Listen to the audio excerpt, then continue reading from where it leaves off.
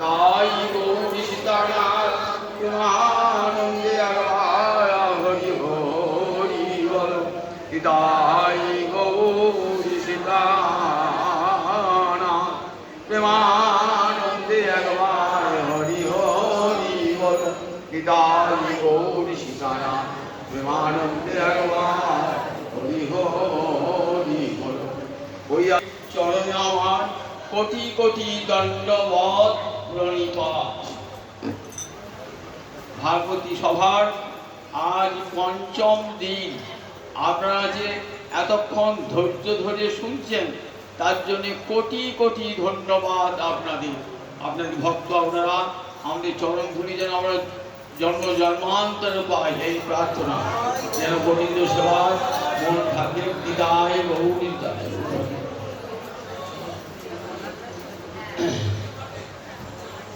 ঈশ্বর পরম কৃষ্ণ সচ্চিদানন্দ বিগ্রহ অনাদিরাদি গোবিন্দ সর্ব কারণ কারণ। এই শ্লোকটি কোথায় আছে? ভাগবতে নাই। ব্রহ্মসংহিতা। ব্রহ্মসংহিতা মহাপ্রভু দক্ষিণ দেশ থেকে নিয়ে এসেছিলেন দুখানি গ্রন্থ, একটি ব্রহ্মসংহিতা আর একটি বিল্বমঙ্গলে কৃষ্ণ কর্ণামৃত। এই দুইখানি বই মহাপ্রভু নিয়েছিলেন দক্ষিণ দেশ থেকে। ব্রহ্মসংহিতার 100টি অধ্যায়, কিন্তু আমরা পাই একটা মাত্র। ব্রহ্মা ভগবানকে দর্শন করলেন। ভাগবতের দ্বিতীয় স্কন্ধে বর্ণনা আছে, দেখবেন যখন পৃথিবীতে কিছুই নাই, জলে ভর্তি, সেখানে একটি পদ্ম ফুলের উপরে ব্রহ্মা বসে আছেন। বসে ভাবছেন আমার পিতাকে, আমি কোথা হতে উৎপন্ন হলাম। তখন সেই পদ্ম ফুলের নাড়ের মধ্যে ব্রহ্মা প্রবেশ করলেন। কোটি কোটি বৎসর ধরেও সন্ধান পেলেন না নিজের জন্মের উৎস। আবার এসে সেই স্বর্ণ কবরে বসেছেন। শুনতে পেলেন তপ তপ তপ, তপস্যা করো তপস্যা করো তপস্যা করো। তপস্যা করার পর কোটি কোটি বৎসর তপস্যার পর ব্রহ্মা আপন হৃদয়ে ভগবান শ্রীহরিকে দর্শন করেছেন। দর্শন করে এই অপূর্ব স্তোত্র রচনা করেছেন। ঈশ্বর পরম কৃষ্ণ সচ্চিদানন্দ বিগ্রহ অনাদিরাদি গোবিন্দ সর্বকারণ কারণ। প্রথম শ্লোকটাই হচ্ছে ব্রহ্মসংহিতার প্রথম শ্লোকটাই হচ্ছে শ্রীকৃষ্ণ পরমেশ্বর। পরমেশ্বর বলে শুধু হবে না, পরমটা শ্রী গোস্বামী পাক ভাঙলেন। পরা মানে শ্রেষ্ঠা আর মা মানে শক্তি।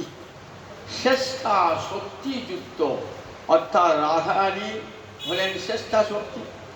জগতে ভগবানের যত যত কান্তা শক্তি আছেন তার মধ্যে সর্বশ্রেষ্ঠ হলেন রাধারানী। এটি আমার কথায় তন্ত্রশাস্ত্র উল্লেখ করেছে। রাধেই যা মহাশক্তি সর্বশক্তি বলিয়সী তৎসারভূতার আহেয়ম। দুর্গা কালী লক্ষ্মী সরস্বতী যত যত কান্তা শক্তি আছে সমস্ত কান্তা শক্তির অধীশ্বরী রাধারানী। রাধেই যা মহাশক্তি সর্বশক্তি বরিয়সী, সমস্ত শক্তির শ্রেষ্ঠা। তাই পরা, এই পরাশক্তিযুক্ত এই রাধারানী যুক্ত রাধারানী সমেত যে গোবিন্দ, সেই গোবিন্দই পরমেশ্বর। পরম শব্দার্থ কি জানো? পরা মানে শ্রেষ্ঠ আর মা মানে শক্তি। শ্রেষ্ঠ শক্তি যুক্ত যে ঈশ্বর কৃষ্ণ, তিনি পরমেশ্বর। পরব্রহ্মের একটা নাম হলো কৃষ্ণ। কৃষ্ণ কেন? কর্ষতি ইতি কৃষ্ণ। জগৎকে তার আপন মাধুরী দিয়ে আকর্ষণ করতেন। চতুর্বিধ তার মাধুরী, তার লীলা মাধুরী, তার প্রেম মাধুরী, তার বেণু মাধুরী, তার রূপ মাধুরী। এই চতুর্বিধ মাধুরী দিয়ে জগতের জীবকে নিত্য আকর্ষণ করছেন। তাই পরব্রহ্মের নাম কৃষ্ণ। আকর্ষণ করেন বলে তার নাম কৃষ্ণ। ঈশ্বর পরম কৃষ্ণ। দেখবে না পরব্রহ্মের তো রূপ নাই, পরব্রহ্মতে নিরাকার। জ্ঞানীরা বলেছেন পরব্রহ্ম নিরাকার। ব্রহ্ম বলে না না, জ্ঞানী তুমি দর্শন করো নাই বলি বলছো নিরাকার। তোমার যে সাধনা, সে সাধনায় আকারযুক্ত ভগবানকে কোনোদিনই দেখতে পাবে না। ভক্তির সাধনায় দেখা যায় ভগবানের বিগ্রহ আছে। আচ্ছা, ভগবানের বিগ্রহ আছে বলছো, তা বিগ্রহ তার তো পরিচ্ছিন্ন হয়ে যায়। পরিচ্ছিন্ন মানে আমি তমালতলায় বসে পাঠ করছি, তো আমার বাড়িতে আমাকে কেউ দেখতে পাবে না, অন্য কোথাও দেখতে হবে না, এক জায়গাতে। তাহলে যখন বিগ্রহ থাকবে তখন তিনি কি হন? পরিচ্ছিন্ন হয়ে যান, অন্য কোথাও থাকতে পারে না। ভগবানকে যদি বলা হয় বিগ্রহধারী, তাহলে ভগবান তো ঠিক এক জায়গায় থাকেন, পাঁচ জায়গায় যেতে পারেন না। বলে না গো না, ভগবান অপ্রাকৃত বস্তু নয়, প্রাকৃত গোচর। ভগবানের অপ্রাকৃত তত্ত্বকে প্রাকৃত দৃষ্টি দিয়ে কখনো বিচার করতে যেও না, তাহলে ভুল হয়ে যাবে। বলেন যখনই তিনি, দেখুন, যখনই তিনি মায়ের হাতে ধরা, তখনই কি দেখছেন? তখনই বিশ্ব ব্রহ্মাণ্ডকে দর্শন করছেন। কি আশ্চর্য ব্যাপার! দেখুন, যখনই তিনি দেবর্ষী নারদ কোথায় গিয়েছেন? দ্বারকায় গিয়েছেন। দ্বারকায় 16,108 মহিষীর ঘর আছে, 16,000। গোবিন্দ দেখছেন একই সময়ে একই ক্ষণে ওই 16,108 মহিষীর ঘরে কৃষ্ণ বিরাজমান। একই সঙ্গে, যে আগে পরে নয়, একই সঙ্গে বিরাজমান। আবার 16,108 মহিষীর পানি গ্রহণ করলেন, তো বিয়ের সময় পানি গ্রহণ করতে হয়। তাহলে দেখুন, একই সঙ্গে ভগবান ওই 16,108 মহিষীর পানি গ্রহণ করলেন। পৃথক পৃথক জায়গায় হচ্ছে, কিন্তু তাহলে কি করে হয়? জ্ঞানী তুমি উত্তর দাও, কি করে হয়? দেখো, মানুষের বিগ্রহ আর ভগবত বিগ্রহকে এক বলে ভেবো না। ভগবানের বিগ্রহ আছে এবং সেই বিগ্রহ সচ্চিদানন্দ, অর্থাৎ আমাদের মতো রক্ত মাংসের দেহ নয়। সেই দেহটা সৎ, চিৎ, আনন্দ, তিনটে উপাদান দিয়ে গড়া। আমার দেহকে কি আছে? রক্ত মাংস আছে, আমার দেহটা পারবে। পঞ্চভূত আছে আমার দেহটার মধ্যে। ভগবানের দেহটা কি পঞ্চভূত করা নাকি? তার দেহটা কি দিয়ে করা? সৎ, চিৎ, আনন্দ, এই তিনটে উপাদান দিয়ে ভগবানের দেহটা গড়া। তাই ভগবান যখনই স্বর্গে রয়েছেন, আবার তখনই ভগবান পাতালে, ভক্তরা পাতালে রয়েছেন, আবার তখনই বৈকুণ্ঠে, তখনই গোলকে রয়েছে। আমি একটা আপনাদের আজকে ভগবানের একটা লীলা শোনাই। দেখুন, ওই তো শুনলে একটু আগে পাপুর কাছে যে চোর, সবাই গোপালকে চোর বলে, তো তার চোর বলার জন্য মা বলেছে আর বাড়ির বাইরে যাবি না, এত দুর্নাম আর সহ্য করতে পারি না। ছেলেকে যদি কেউ চোর বলে তাহলে মায়ের প্রাণে সহ্য হয়? সবাই বলে তোমার ছেলে চোর কেন গো, চুরি করে নেয় কেন গো? একটা লোক এসেছে, এসে বাড়ি থেকে, নন্দ মহারাজের বাড়ি থেকে চলে যাচ্ছে। লোকটা দেখছে কোথাও কি দেখতে পাচ্ছে না। একটা পাশাপাশি প্রতিবেশী বলছে, হ্যাঁ কি হয়েছে গো? তা বলছে আমার চোখ দুটো তো ছিল, এখন দেখছি চোখ দুটো নাই। তুমি কোথায় গিয়েছিলে? বলে নন্দ মহারাজার বাড়িতে। কি করেছিলে? ওই নন্দ মহারাজার কালো ছেলেটার দিকে আমার দুটো নয়ন দিয়েছিলাম, চুরি হয়ে গেছে, চুরি হয়ে গেছে, আর দেখতে হবে না কোনদিন। ও একেবারে নয়ন চুরি করেছে। একজন লোক বেরিয়েছে, কোন দিক দিয়ে এসেছি, কোন যাচ্ছি জানতেই পারছে না, মনটাই কে নিয়ে নিয়েছে। কি হলো গো? কি জানি আমার মনটা, আমি এরকম কোন দিক দিয়ে গেলাম বুঝতে পারছি না তো। কি হয়েছিল? ওই নন্দ মহারাজের ছেলেটা ছিল না, নন্দ মহারাজের ছেলেটা দিকে তাকিয়েছি। ও, তোমার মনটা চুরি হয়ে গেছে, আর মন পাবে না। পশ্যতাং ব্রজজনানাং নয়ন মানস চৌর। যারা একবার গোপালকে, গোবিন্দকে দর্শন করেছে, তাদের নয়ন এবং মন চুরি করে নিয়েছেন, চুরি করে নিয়েছেন। ছোট 6 দিনের যখন শিশু, তখন কি করেছেন? পুতনা দুরিত চৌর, দুরিত করে পাপ, পাপ চুরি করে বলে, হ্যাঁ পুণ্য চুরি করে, পাপও চুরি করে, পাপও চুরি করে নেয়। দেখুন, পুতনা এলো বিষ দিতে, কি করলেন? তাকে অমৃত দিলেন, তার প্রাণ চুরি করলেন, প্রাণ চুরি করে তাকে অমৃত দিলেন, তাকে অমৃত ধামে নিয়ে গেলেন, গোলকে নিয়ে গেলেন। তাহলে পুতনার সমস্ত পাপ হরণ করলেন। এই গোপীরা গিয়েছেন না, মনত দেহিনাং পাপ কর্ষণং তিনচরানুগং শ্রীনিকেতনং। গোপী আছে, তিনচরানুগং শ্রীনিকেতনং ফণিফণার্পিতং তৎপদাম্বুজং কিরু কুচেষু কেন্দ্রিহিচ্ছয়ং। হে গোবিন্দ, তুই প্রণত দেহিনাং পাপ কর্ষণং। একবার রাধামাধবের চরণে যদি কেউ প্রণামে জানায়, যত বড় পাপী হোক তার পাপকে তিনি আকর্ষণ করে নেন। প্রণত দেহিনাং পাপ কর্ষণ। কৃষ্ণ নামের এইখানে সার্থকতা এখন। তাহলে পুতনা দুরিত চৌর, চৌর কার্যে তাই একটা চৌর রাজস্তব আছে, বলছেন চৌরাগ্রগণ্যং শিরসা নমামি। আচ্ছা, চোরকে সবাই দণ্ডদান করে, লাঠি পেটা করে, কারাগারে ঢুকিয়ে দেয়, চোরকে জগৎকে প্রণাম জানায়? চোরকে জগৎকে প্রণাম জানায়? তুমি চোর নও, ডাকাত। চৌরাগ্রগণ্যং শিরসা নমামি, হে চোরের রাজা, তোমাকে মাথা দিয়ে প্রণাম জানায়, শিরসা নমামি। পুতনা দুরিত চৌর, পুনঃ পাপ ধ্বংস করে নেন, পুতনার পাপ চুরি করিলেন। এই চোর অপবাদ শুনতে শুনতে পাড়ার মুখে নালিশ করে, খেতে দিয়ে যাচ্ছে ছেলেটাকে, আমাদের বাড়িকে চুরি করে কেন দিন না? বলছে তোরা এক কাজ করিস, তোরা বাড়িতে তো সব থাকি। তারপরে হ্যাঁ আমরা বাড়ি থাকি। তাহলে বাড়ি থাকি কিন্তু চুরি করে কি করে জানো? তোমার ছেলে বাছুরগুলা বাঁধা থাকে, তো বাছুরগুলাকে খুলে দেয়, যা ও মায়ের দুধ তো তোদের প্রাপ্য, ওরা খাবে কেন? তোরা খানা। যেই মায়ের দুধ খেতে গেল, অমনি সঙ্গে সঙ্গে যারা পুজো মায়েরা ছুঁড়ে চলে এলো, আর সেই ফাঁকে ঢুকে পড়ে ঘরে, সেই ফাঁকে ঘরে ঢুকবো, ঢুকে পড়ে চুরি করলো। আচ্ছা, তা উঁচুতে রাখিস না কেন? উঁচুতেই তো রাখি আমরা, নারায়ণের ভোগ উঁচু থাকে।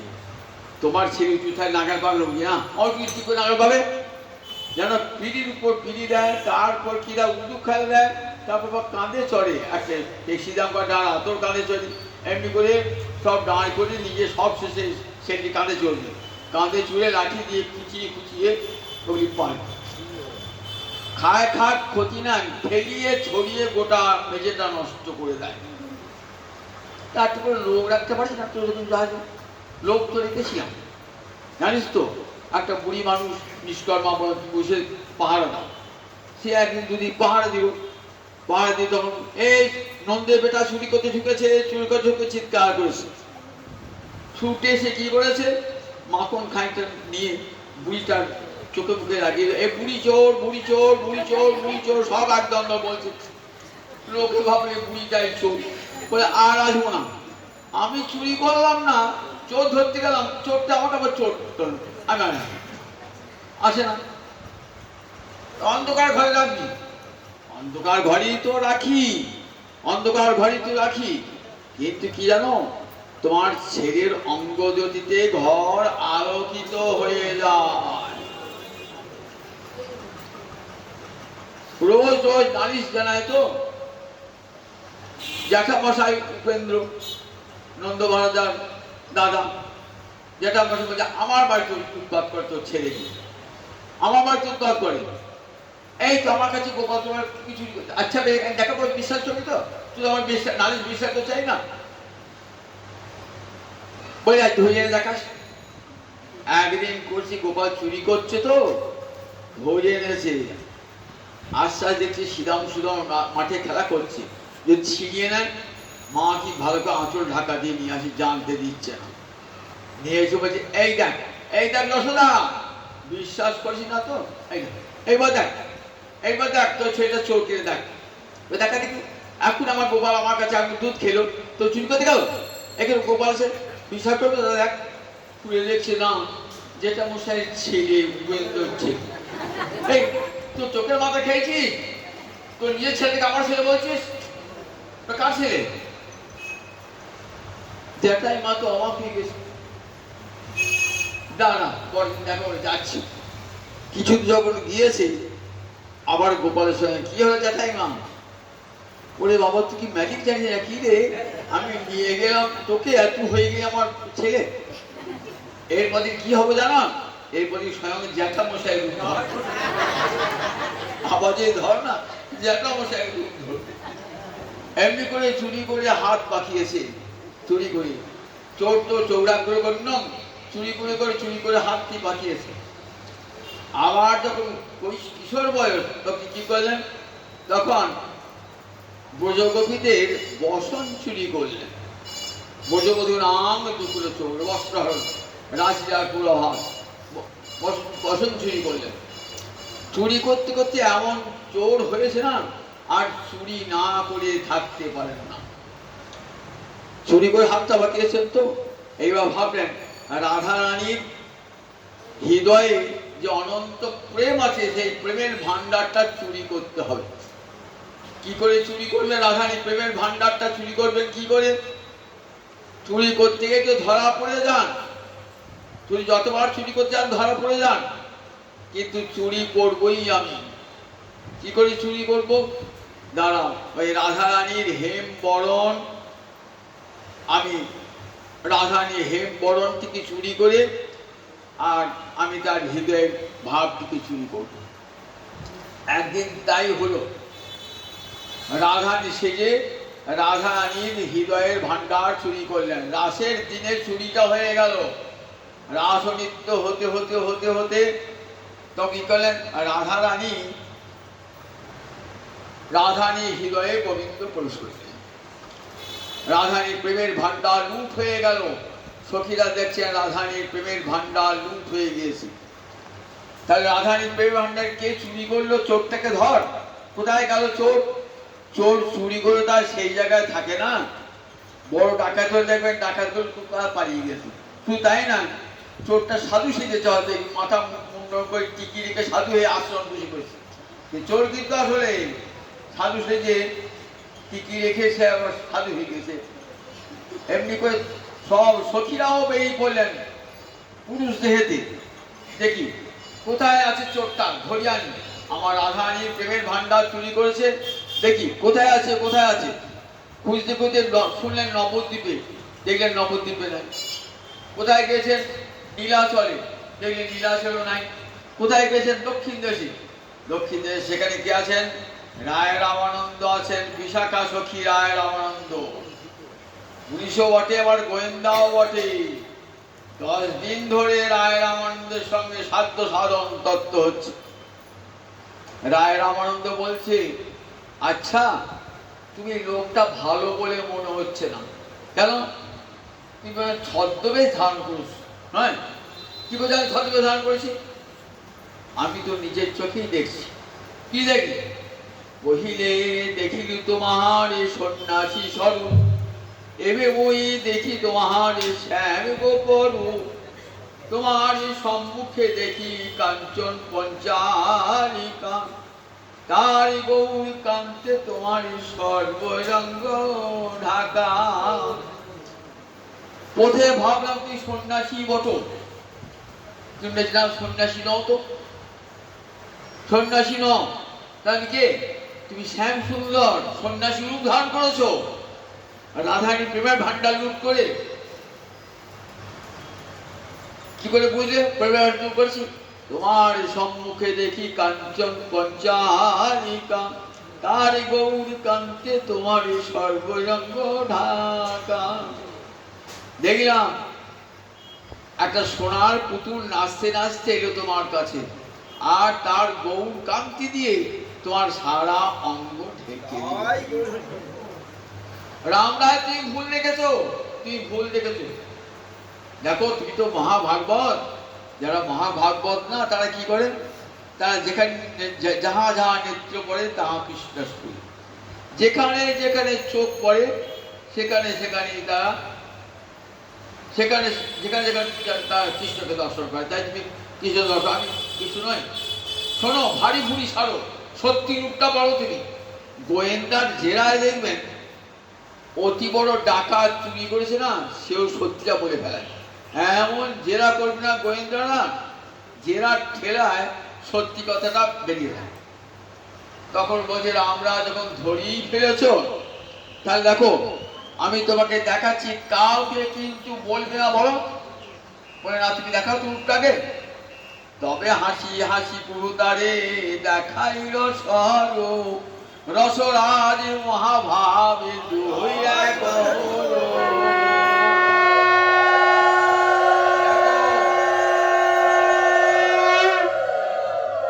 আমি কে দেখো, রসরাজ গোবিন্দ আর মহাভাব সখী রাধানী, এই দুয়ের প্রীতি বিক্রম আর গৌরাঙ্গ হই হইয়া আবির্ভূত হয়েছে। চুরি করে তোর নাই। রামানন্দকে শিখেছে, রামানন্দ কোথাও তুমি বলবে না। রামানন্দ একজন বললেন, কাকে? স্বরূপ দামোদর। স্বরূপ দামোদর ললিতা সখী, স্বরূপ দামোদরকে বললেন। স্বরূপ দামোদর আবার কাকে বললেন? স্বরূপ দামোদর আবার বললেন কাকে? রঘুনাথ দাস গোস্বামী পাদকে।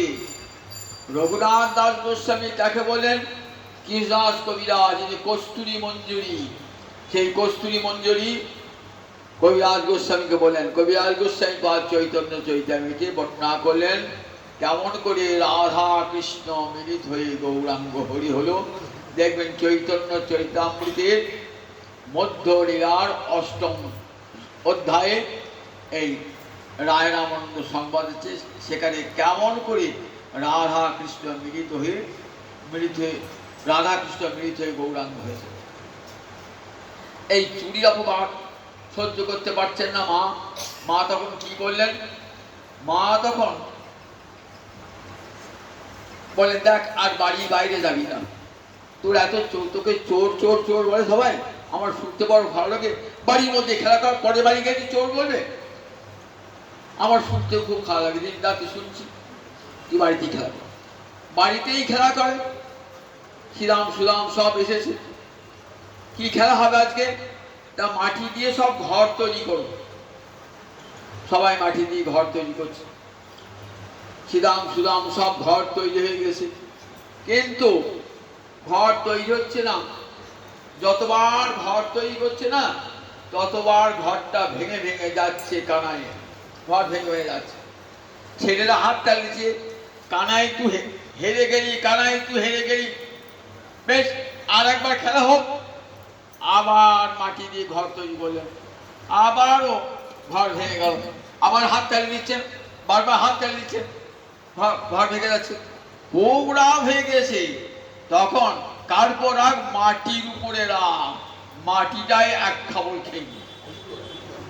যেই মাটিটা এক খাবল খেয়ে নিয়েছে না, সঙ্গে সঙ্গে কি করছেন?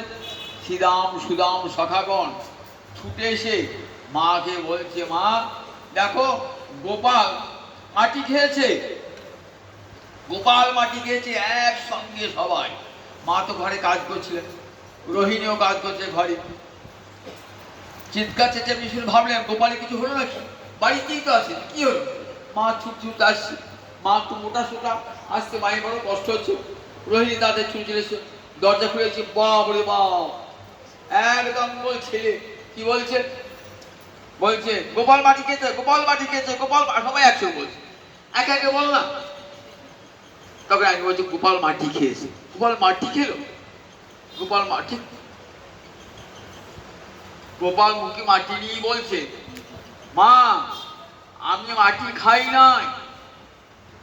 না হং ভক্ষিতবান অম্ব, না হং মৃদং ভক্ষিতবান অম্ব। মা রেগে রেগে জিজ্ঞাসা করছে, কসমাৎ মৃদং ভক্ষিতবান ভবান। ভবান মানে আপনি।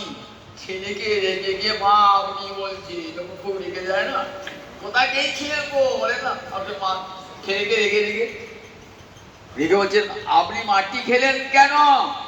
কসমাত মৃদম ভক্ষিতবান ভবান, মাটি খেলেন কেন আপনি? মা, আমি তো মাটি খাই না। না হোক ভক্ষিতবান অম্বয়, মাটি খাই না।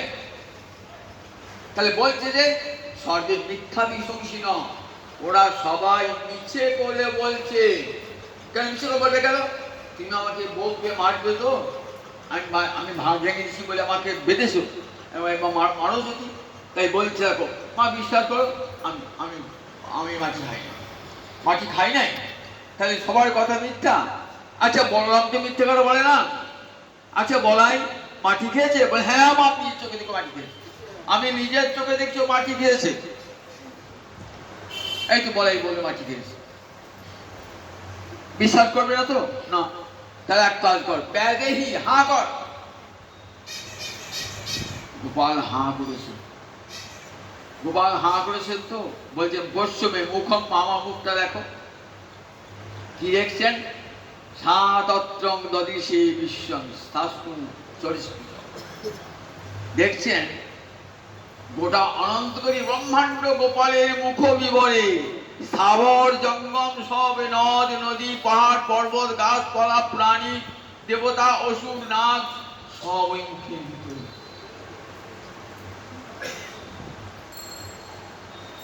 মা দেখছেন, মা দেখছেন মুখের ভিতরে অনন্তকরী ব্রহ্মাণ্ড। সঙ্গে সঙ্গে মা ভাবতে, এই কি দেখছে, আমি ভুল দেখছি না তো? এখানে দেখলাম আমার গোপাল, তার মধ্যে অনন্তকরী ব্রহ্মাণ্ড, ভুল দেখেছি আমি। আর ভালো করে তাকিয়ে দিয়েছে, না তো, না তো, সত্যি দেখছো গোটা বিশ্ব অনন্তকরী ব্রহ্মাণ্ড, নদ নদী পাহাড় পর্বত দেবতা অসুর নাগ সিদ্ধ পুরুষ সব তো মুখের মধ্যে রয়েছে, শব্দ মধ্যে। আমি কি দেখলাম, আমার গোপালকে নিশ্চয়ই কোনো অপদেবতা ভর করেছে। জন্ম থেকে আমার গোপালকে অপদেবতা ভর করছে। যখন জন্মিয়ে তখনই পুতনা রাক্ষস এসেছে, আমার ছেলেকে বাঁচাতে বোধহয় পারবো না। হে নারায়ণ, আমার ছেলেকে মনে হয় বাঁচাতে বোধহয় পারবো না। একের পর এক অপদেবতা ভর করছে।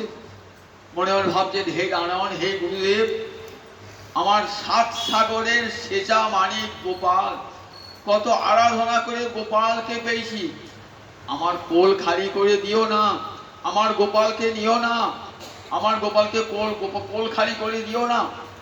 আমি কি দেখলাম, আমি গোপালের মুখে কি দেখলাম? মনে ভাবছেন আমার গোপাল নয়। এই যদি বলি তাহলে হয়তো আর গোপালকে যম স্পর্শ করবে না। মায়ের মনে বৈরাগ্য, গোপাল বৈরাগ্য এনে দিলেন। মা ভাবছেন আমরা যে আমার আমার আমার আমার করি না, সেটা তো মিথ্যা। সত্যি তো আমার কেউ নয়, আমার ছেলেও নয়, আমার স্বামীও নয়, আমার স্ত্রীও নয়, আমার পুত্রও নয়। এই আমার আমার যখন বোধটা যখন সত্যি মনে হয় যে আমার কেউ নয়, তখন তত্ত্বজ্ঞানের উদয় হয়। মায়ের এই তত্ত্বজ্ঞানের উদয় হয়েছে বলে তত্ত্বজ্ঞান সব জায়গায় সার্থক, কিন্তু ব্রজে নয়। ব্রজে তত্ত্বজ্ঞান সার্থক নয়। ব্রজে কি জানেন? ব্রজে সবাই জানেন কৃষ্ণ আমাদের, কৃষ্ণ আমাদের আমার গোপাল, কৃষ্ণ আমার পেটের ছেলে, 7 সাগরে সেটা আমারই গোপাল। মা বিষ্ণু দর্শন করছে, আমার তার মধ্যে কি দেখছেন? দেখছেন তার মাঝে মা হাতটা ধরে আছে, গোপালের হাতটা ধরে আছে। যখন বৃন্দাবনে লীলা করছেন না, তখন কোনো ঐশ্বর্য কিন্তু নাই। ভগবানের 6টা ঐশ্বর্য, তো সব ঐশ্বর্যগুলো বৃন্দাবনে বাইরে। কোনো ঐশ্বর্য বৃন্দাবনে ঢুকতে পায় না। কেন পায় না? বৃন্দাবন তো মাধুর্যের ভূমি, মাধুর্যের ভূমিতে ঐশ্বর্য প্রবেশ করতে পারে না। তবে 2-3টে শক্তি থেকেই যায় যদি কাজে লাগে। কি কি? সর্বশক্তিমত্তা, সর্বব্যাপিত্ব, বিভূত্ব, এই শক্তিগুলো থেকে যায়। তখন ভগবানকে যখন বলছেন মা আমি মাটি খাই নাই, বেশি কথা বলছেন তো, ভগবানের মিথ্যা কথাটা সত্য করতে হবে তো। ভগবানকে মিথ্যা বলতে পারে না, সত্য স্বরূপ। মিথ্যাবাদী ভগবানকে কেউ ভজনা করে না, মিথ্যাবাদী ভগবানকে কেউ ভজনা করে? ভগবান যদি সত্য স্বরূপ না হয়, ভগবান মিথ্যা কথা বলে? তখন দেখুন ওই বিভূত শক্তি কি করছেন, ওই গোপালের কথাটাকে সত্যি করে দিচ্ছেন। আচ্ছা আপনার মুখের মধ্যে যদি অনন্তকারী ব্রহ্মাণ্ড থাকে, আমি তাহলে মাটি খাবেন না বলে? সব মাটি তো আমার ভিতরে ঢুকে আছে, মাটিও তো আপনার মধ্যে ঢুকে আছে, জল ঢুকে আছে, খিতি অব তেজ মরুদ্গম। তাহলে গোপাল যে বলছেন আমি মা, আমি মাটি খাই নাই, কথাটা সত্যিই বটে, মাটি খান নাই। আবার দেখুন, আমরা দেখি কুরুক্ষেত্রের যুদ্ধের সময় অর্জুন যুদ্ধের আগেতেই অর্জুন কৃষ্ণের বিষ্ণু দর্শন করেছিল, মাও বিষ্ণু দর্শন করলেন। তো দুটোয় কত পার্থক্য দেখুন, দুটোয় কত পার্থক্য দেখুন। অর্জুন বলছে তোমার ঐশ্বরিক রূপ আমি দেখতে চাই।